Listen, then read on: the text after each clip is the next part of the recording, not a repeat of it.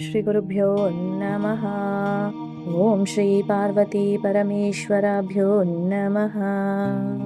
ಕಾಲರಾತ್ರೇಃ ಕರಾಗ್ರೆ ಕೃತವಸತಿರುರಶಾಣಶಾತೋ ರಿಪೂಣಾಂ ಕಾಲೇ ಕಾಲೇ ಕುಲಾದ್ರಿ ಪ್ರವರತನಯಯಾ ಕಲ್ಪಿತಸ್ನೇಹಲೇಪಃ ಪಾಯಾನ್ನಃ ಪಾವಕಾರ್ಚಿಃ ಪ್ರಸರಸಖಮುಖಃ ಪಾಪಹಂತಾ ನಿತಾಂತಂ ಶೂಲಶ್ರೀಪಾದಸೇವಾ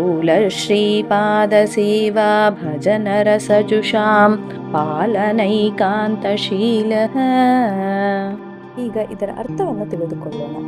ಕಾಲರಾತ್ರಿಯ ಕೈಗಳ ತುದಿಯಲ್ಲಿ ವಾಸಿಸುವಂತೆ ಭಯಾನಕನಾಗಿದ್ದು ಶತ್ರುಗಳ ಎದೆಯನ್ನು ಕತ್ತಿಯಂತೆ ಚೂರಾಗಿಸುವವನು, ಕಾಲಕಾಲಕ್ಕೆ ಕುಲಪರ್ವತಗಳ ಶ್ರೇಷ್ಠ ಪುತ್ರಿಯಾದ ಪಾರ್ವತಿಯ ಪ್ರೀತಿಯ ಲೇಪದಿಂದ ಶಾಂತವಾಗುವವನು, ಅಗ್ನಿಯ ಕಿರಣಗಳಂತೆ ಪ್ರಕಾಶಿಸುವ ಮುಖವಿರುವವನು, ಪಾಪಗಳನ್ನು ಸಂಪೂರ್ಣವಾಗಿ ನಾಶ ಮಾಡುವವನು, ಶ್ರೀಪಾದ ಸೇವೆಯನ್ನು ಭಕ್ತಿಯಿಂದ ಆನಂದಿಸುವವನು, ರಕ್ಷಿಸುವುದರಲ್ಲಿ ಏಕಾಗ್ರ ಸ್ವಭಾವನಾದ ಶಿವನ ತ್ರಿಶೂಲವು ನಮ್ಮನ್ನು ಸದಾ ಕಾಪಾಡಲಿ.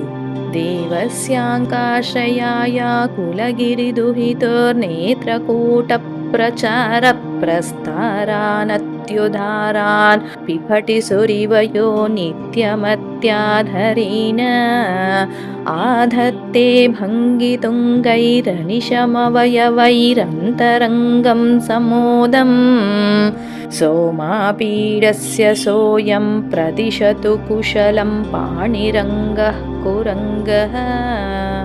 ಈಗ ಇದರ ಅರ್ಥವನ್ನು ತಿಳಿದುಕೊಳ್ಳೋಣ. ದೇವನ ಮಡಿಲಲ್ಲಿ ಆಶ್ರಯ ಪಡೆದಿರುವ ಕುಲಗಿರಿಯ ಪುತ್ರಿ ಆದ ಪಾರ್ವತಿಯ ಕಣ್ಣುಗಳ ಕೋಣೆಗಳಲ್ಲಿ ನಡೆಯುವ ಅತ್ಯಂತ ಉದಾರವಾದ ದೃಷ್ಟಿಯ ಹರಿವನ್ನು ನಿತ್ಯವೂ ಅತ್ಯಂತ ಆದರದಿಂದ ಕುಡಿಯಲು ಬಯಸುವವನೇ. ವಕ್ರವೂ ಎತ್ತರವೂ ಆಗಿರುವ ತನ್ನ ಅಂಗಗಳ ಚಲನೆಯಿಂದ ಆಂತರಿಕವಾಗಿ ನಿರಂತರ ಆನಂದದಿಂದ ತುಂಬಿಕೊಂಡಿರುವವನೇ. ಚಂದ್ರನನ್ನು ಶಿರೋಭೂಷಣವಾಗಿ ಧರಿಸಿರುವ ಶಿವನ ಈ ಪಾಣಿರಂಗ ಕುರಂಗ ರೂಪವು ನಮಗೆ ಸಕಲ ಕುಶಲವನ್ನು ನೀಡಲಿ. ಶ್ರೀ ಗುರುಭ್ಯೋ ನಮಃ.